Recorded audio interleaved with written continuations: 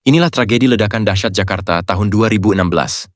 Tragedi mengerikan di tempat ibu kota Indonesia yang pernah membuat dunia heboh. Tragedi ini terjadi di siang hari dan semua tragedi ini terekam kamera.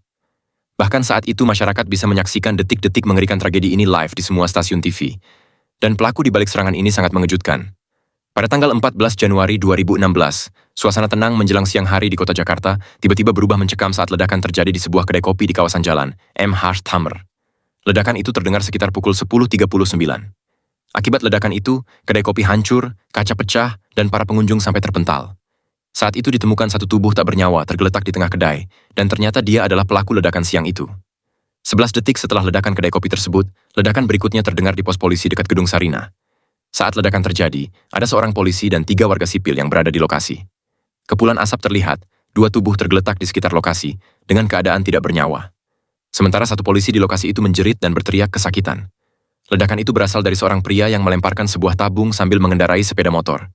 Warga pun panik dan berlarian untuk menyelamatkan diri. Namun ada juga warga yang justru mendekati tempat kejadian karena penasaran. Sekitar pukul 10:48, peristiwa lebih mengerikan terjadi. 2 pria tiba-tiba muncul sambil memuntahkan timah panas ke arah polisi yang sedang mengamankan lokasi.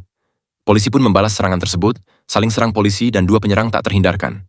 Suasana tiba-tiba jadi semakin mengerikan ketika seorang warga sipil terkena timah panas yang meleset hingga akhirnya kehilangan nyawa. Setelah beberapa menit yang mencekam, pasukan kepolisian pun berhasil melumpuhkan 2 pria yang melakukan serangan. Siang itu, Jakarta benar-benar mengerikan. 21 orang menjadi korban. 8 diantaranya harus kehilangan nyawa. Keesokan harinya terungkap siapa pelaku di balik serangan mengerikan ini. Dia adalah Aman Abdurrahman, seorang napi yang sedang mendekam di lapas Nusa Kambangan. Fakta mengejutkan terungkap bahwa ternyata Aman merencanakan serangan tersebut dari balik jeruji besi. Dia melakukannya tanpa diketahui petugas lapas, bahkan bisa berkoordinasi dengan para pelaku di lapangan. Bagaimana mungkin seorang narapidana di lapas high security bisa merencanakan, mendanai, hingga berkoordinasi dengan eksekutor di lapangan tanpa terdeteksi oleh petugas? Ini menimbulkan pertanyaan besar. Seberapa ketat keamanan di lapas Nusa Kambangan? Atau ada orang dalam untuk merencanakan ledakan ini?